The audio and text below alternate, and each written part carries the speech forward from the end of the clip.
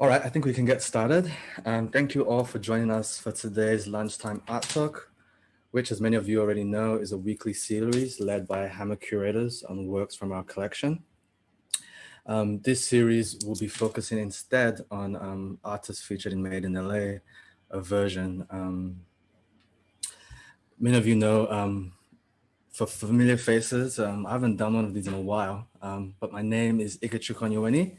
And for those who are familiar faces, hello again. I'm a curatorial assistant at the Hammer, and for Made in LA, I was an assistant curator for performance.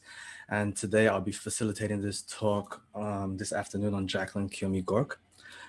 The creation of this work was made possible by the generous contribution from Via Art Fund, so I just want to give them a shout out.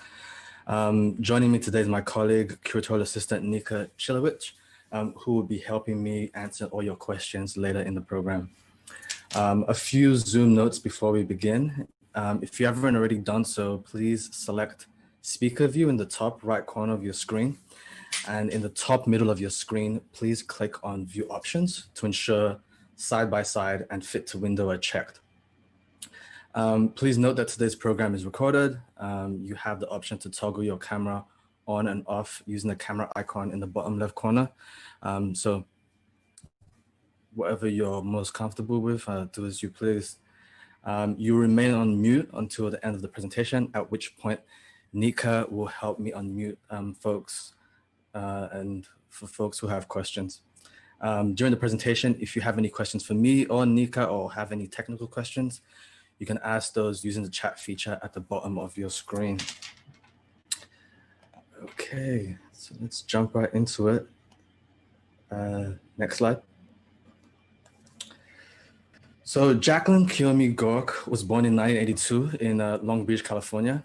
They had academic stints at San Francisco Art Institute for their BFA and Stanford University for their MFA, where they studied the history of communication technologies, acoustics, and computer music. Jacqueline's work cuts across sound, sculpture, installation, and performance. And regarding the latter, it's fascinating to note that Jacqueline did train as a dancer, but it was actually Dreamhouse, which is the sound, light, and performance installation of minimalist composer Lamonte Young, that piqued her interest into kind of melding acoustics, architecture, and movement. But I want to begin with my first encounter with Jacqueline's work, and I'll say a bit more about that later on, but because in part it informs both bodies of work on view at the Hammer and the Huntington.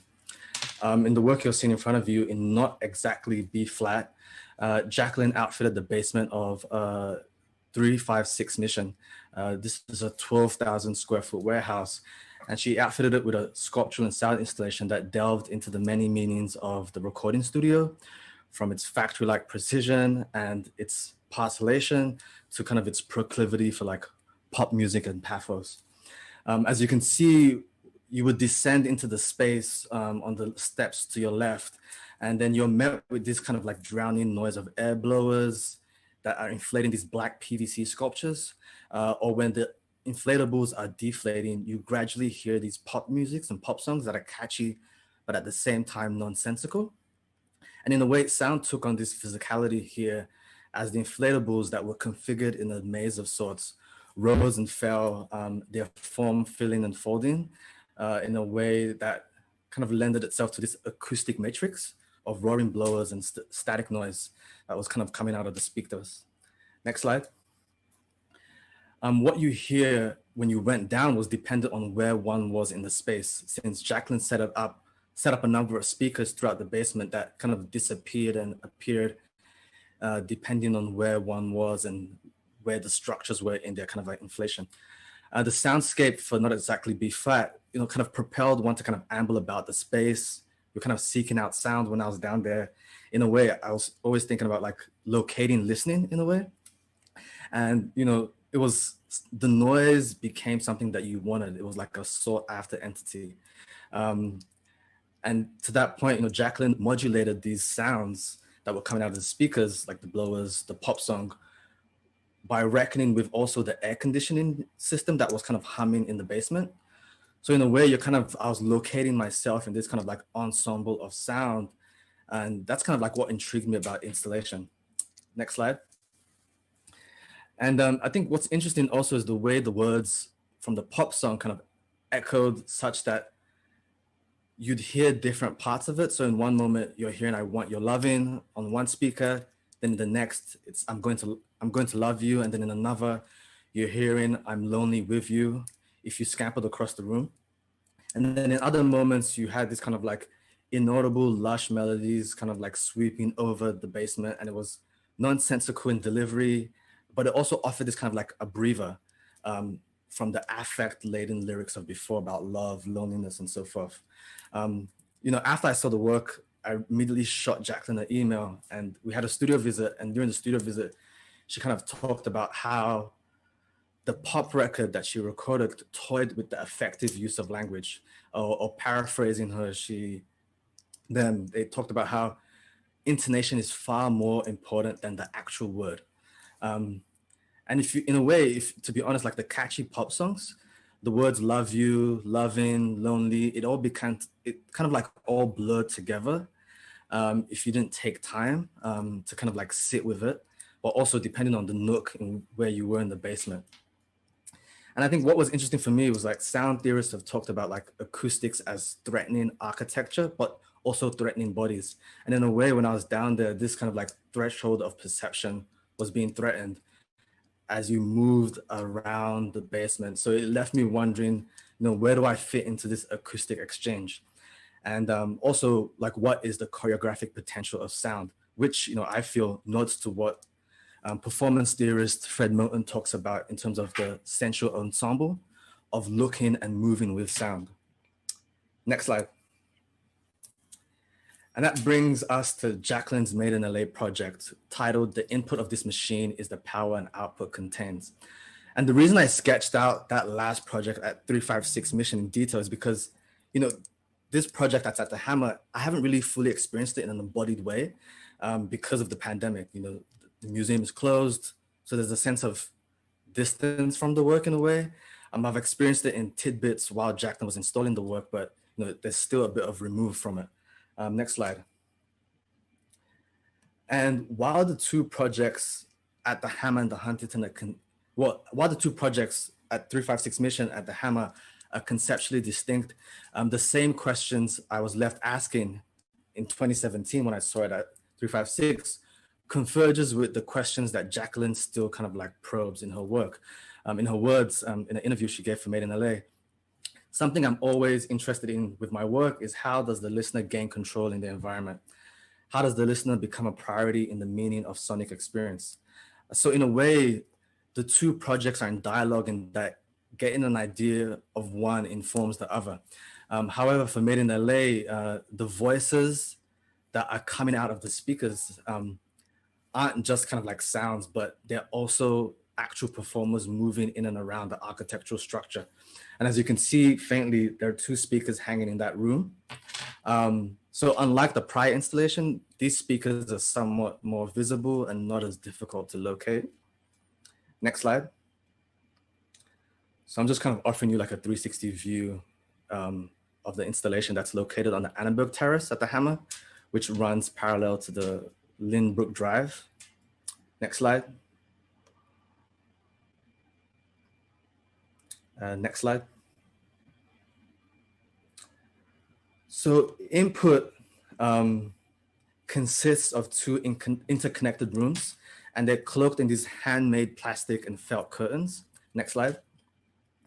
The sound resistant environment kind of helps to create these kind of distinct acoustic and visual effects, as performers move throughout the space, reciting a text that was generated through artificial intelligence that Jacqueline drew from various speeches. So she kind of like cobbled together various speeches and submitted them to an AI, and then they produced a speech from that the performers memorized and reciting throughout the space. Next slide. And if you harken back to the title of the work, for Jacqueline, she's thinking about speech as a type of input, and in a way, delivery of the speech is also a type of input. If you think about TED Talks, there's a particular delivery, there's a particular narrative arc, and there's also like a very notable vulnerability to TED Talks as a way to kind of like, hook listeners in. Next slide. And as such, the performers in this piece, Jacqueline opted to kind of coach them in gestures and body movements intrinsic to public speaking. So each individual was kind of trained. And, while each performer's body is somewhat unique, they were kind of utilizing this information to kind of shift and adapt their performance and how they moved in and around the space. Next slide.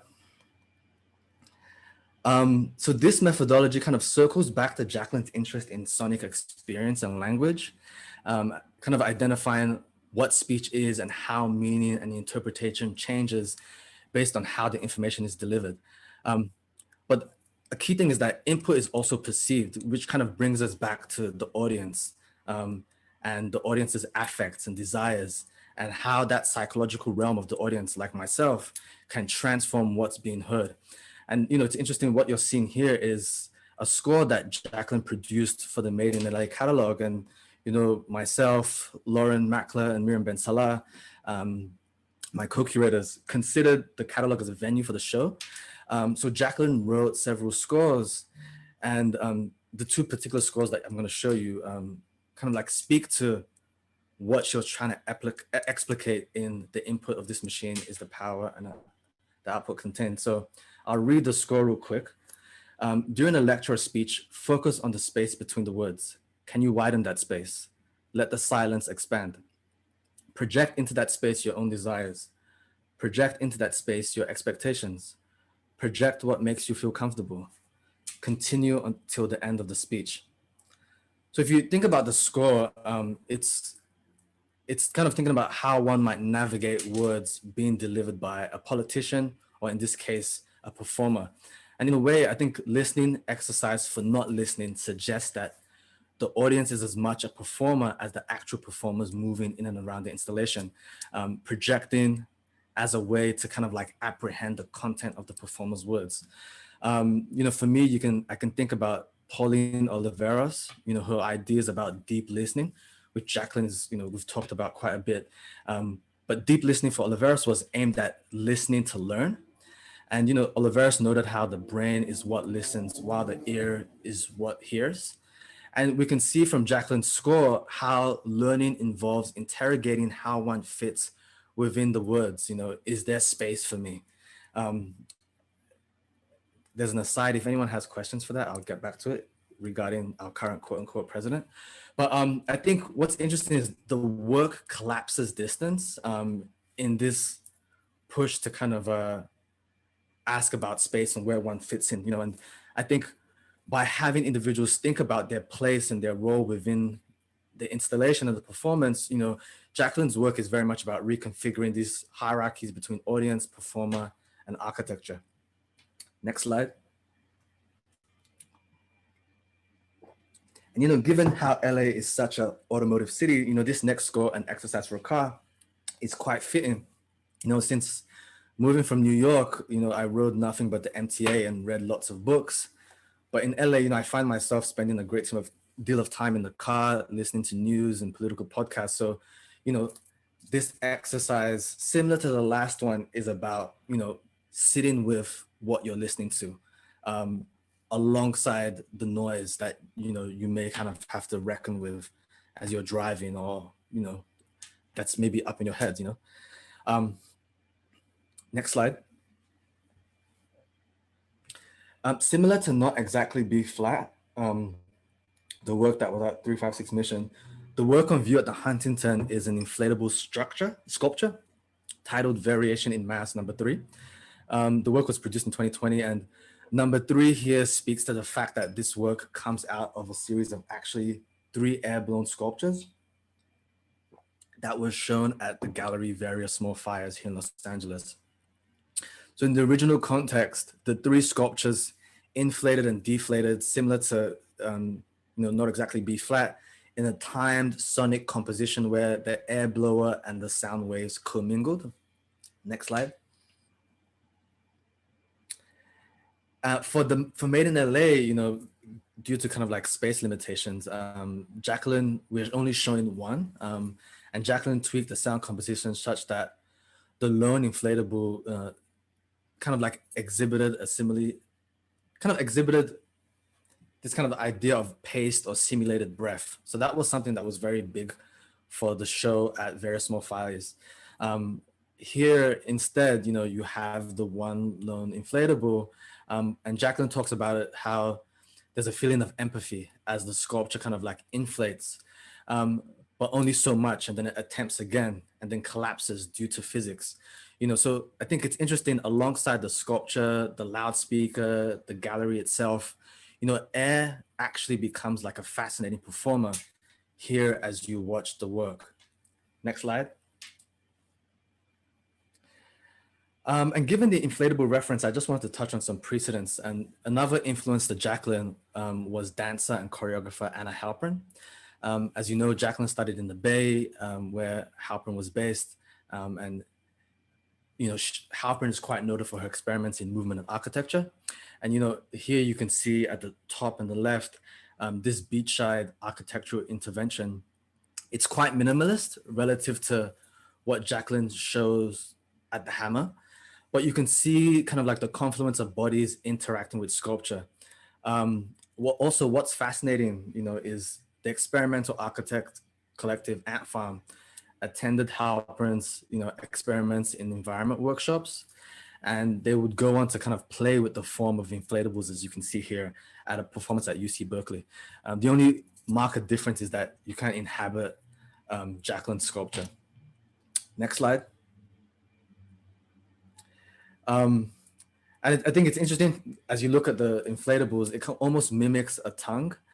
And, as I was kind of like sifting through and prepping for the talk, another interesting reference is, given the work's conversation with breath, is like Vito Conchi, who was like a performance artist and then dovetailed into architecture towards the latter end of his career. But he has several performance videos like Breathe In to Out Of, an open book where his body, like his stomach and his tongue, kind of fluctuates based on respiration and breath.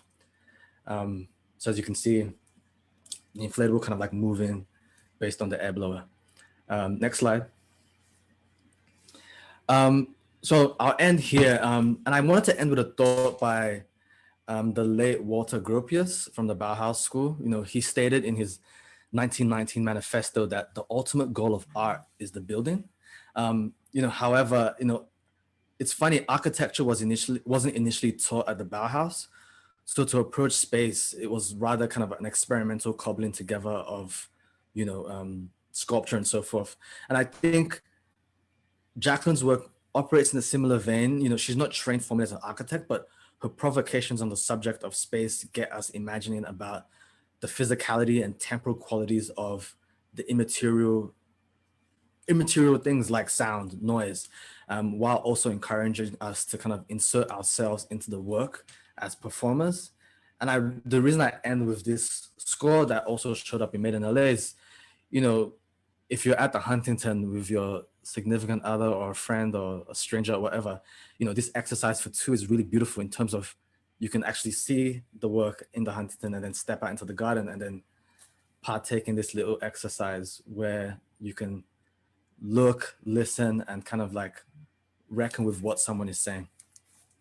And that is all. Thank you.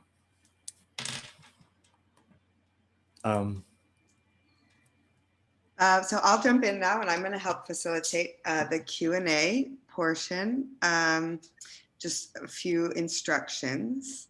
You can ask questions through the Zoom chat feature located at the bottom of your screen, or verbally. To ask a verbal question, raise your hand like this, and I'll call on you.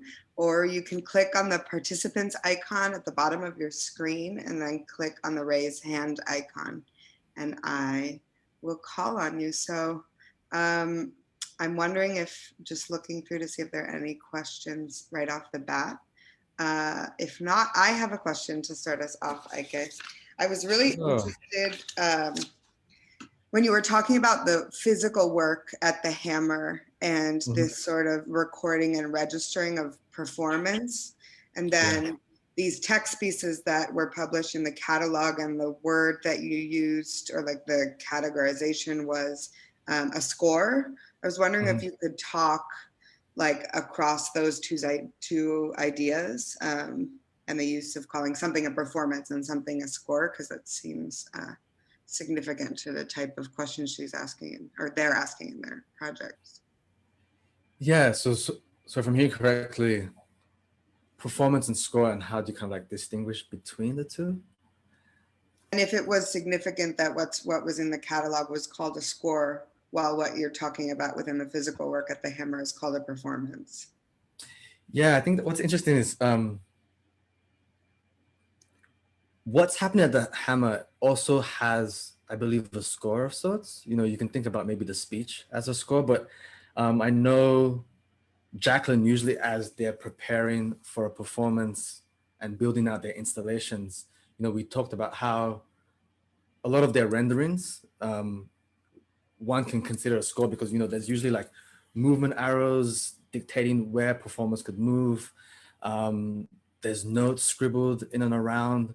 And, you know, it's interesting when we're considering what art to include in the catalog, you know, Jacqueline had shared some of these initial sketches, and then I think we were more of the impression of like, you know, rather than present a sketch of like an architectural installation with maybe some scores on the side, you know, where people may not know what the actual installation is physically or visually, you know, we went with something more kind of like, you know, not digestible, but something that people can grasp onto and, you know, take with them and carry it with them in and around or wherever they are.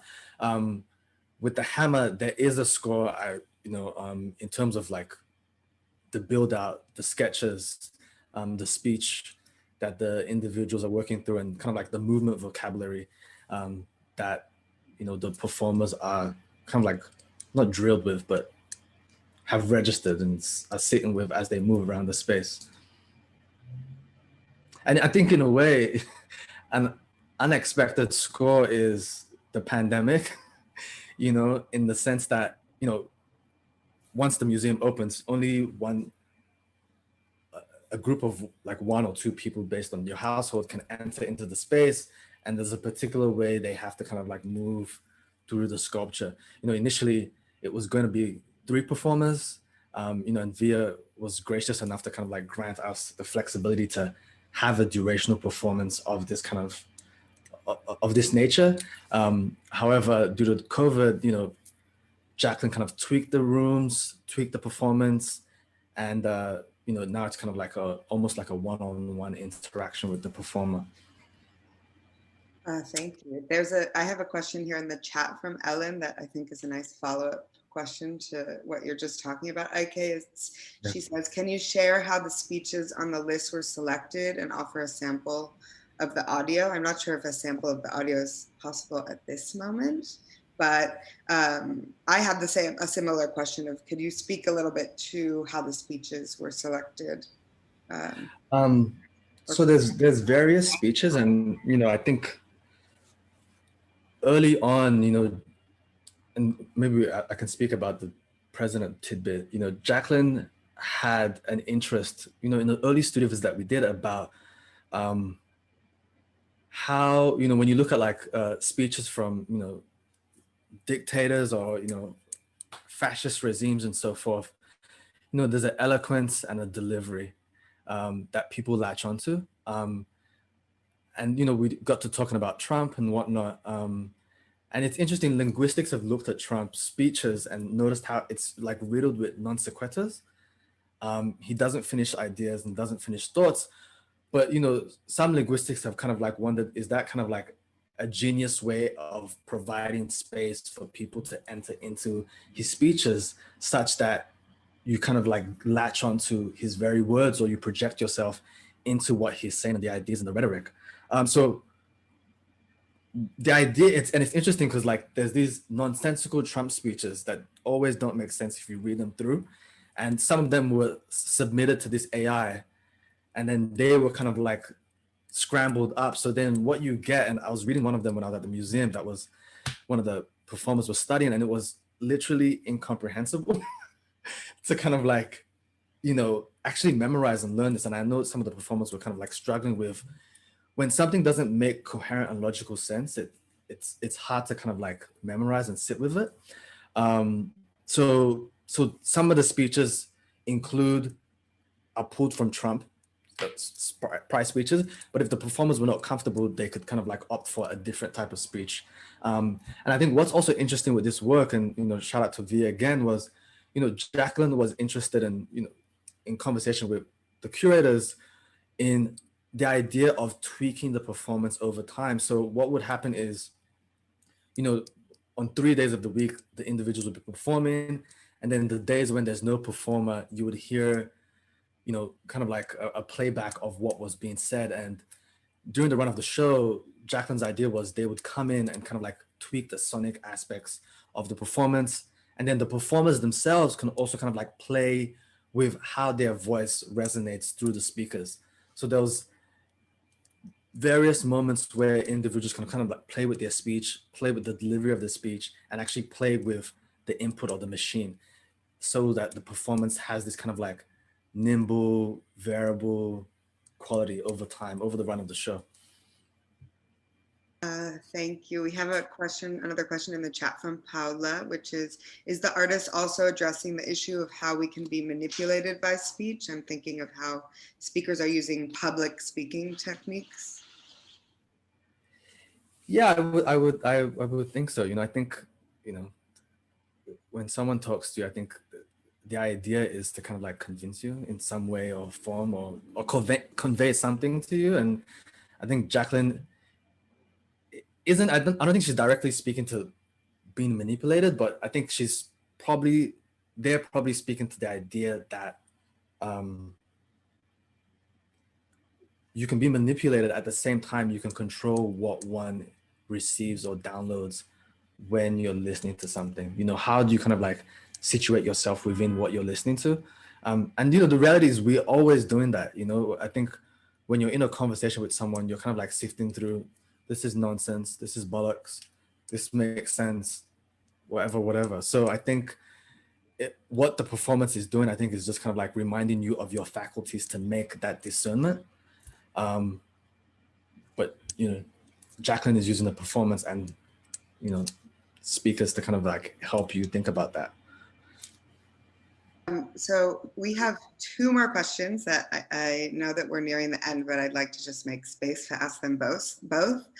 Before I do that, though, I just want to remind everyone that we're taking a break next week from Lunchtime Art Talks to be present for the end of the strangest presidency in the United States history. And then we'll pick up Lunchtime Art Talks again on the 27th. So I encourage everyone to tune in. And if you feel compelled to make a donation so that we can continue to do this programming, please visit the Hammer website. So the first one is from Adi, and it is, does the artist ever perform in their own pieces? I think they have in the past, yeah. They have in the past, but less so. But I think it's interesting. There's the drama review. It's this kind of interesting performance journal, but it talks about how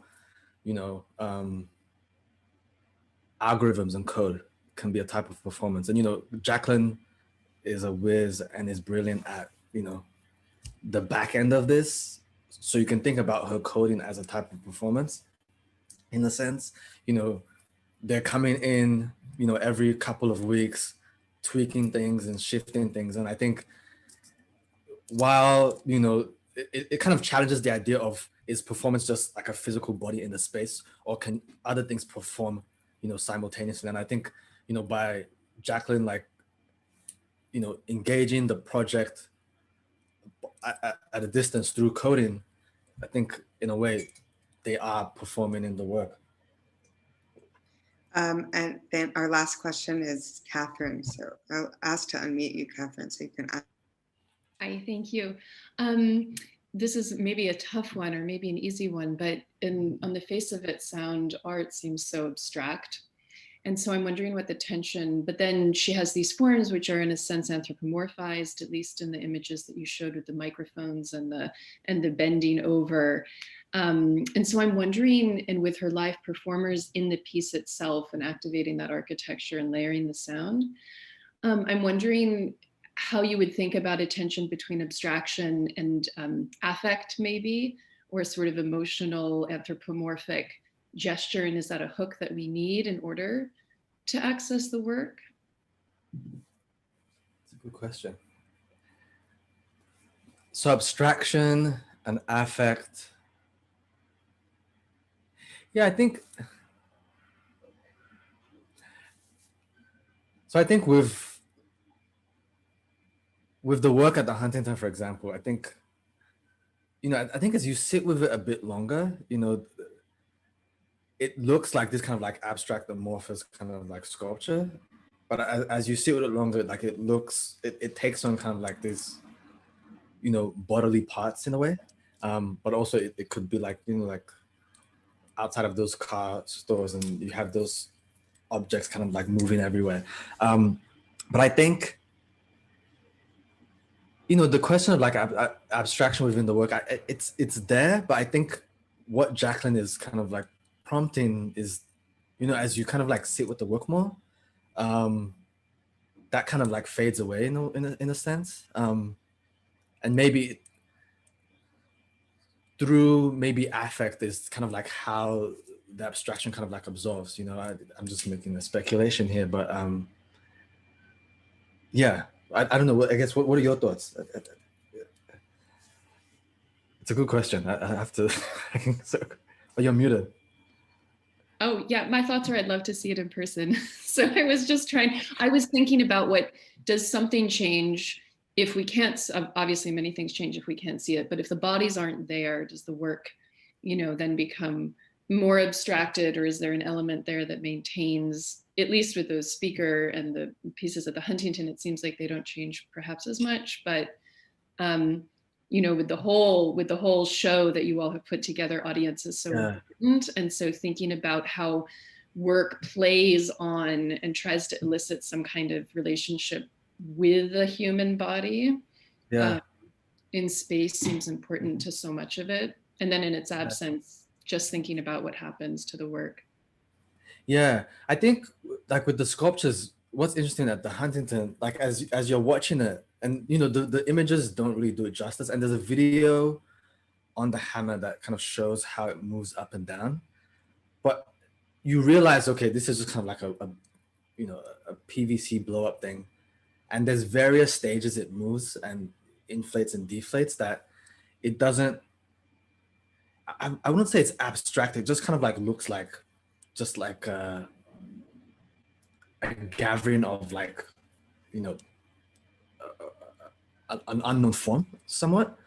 But at various stages as it moves, it moves from kind of like something that's somewhat unknown to something that's abstract to something that, okay, it's taking on this kind of like anthropomorphic form that just shows the body. And I think through that movement, you kind of, maybe you're disturbed initially, but then you're like, oh, okay, it's doing this. And then maybe that's how kind of like the affect allows one to kind of like reckon with, okay, what is this and what is it doing and how's it speaking to me? I also feel like Ike, your talk really gestured well to Jacqueline's like expanded understanding of corporality and the sort of affective spaces within architecture, within sound itself, and within this gestures towards like the building as a body, public space as a body, a speaker as a body, and then like the physical body that is like in such a state of tension right now, given that we can't be in the space. That's just I think Catherine, you wanted to say something. Yeah, sorry. I'm having trouble with this muting, unmuting. Yes, no, thank you so much. That was great, just thinking on the fly, as I am too. And I think it's the abstract part was just the sound and the way it has been presented historically, of course, in sound work, is that it's totally dematerialized. And so what's so interesting about Jacqueline's work is that it's not. And I'm really interested in why she does that. And is it so that we can access it, or we pause and we want to figure out and we feel a connection to it or something, but I'll stop, sorry. Yeah, no, those are good. I hope the show opens so that we can chat about this, but yeah. Thank you everyone for coming, and we look forward to seeing you in 2 weeks. Yes, thank you. Thank you, Ike.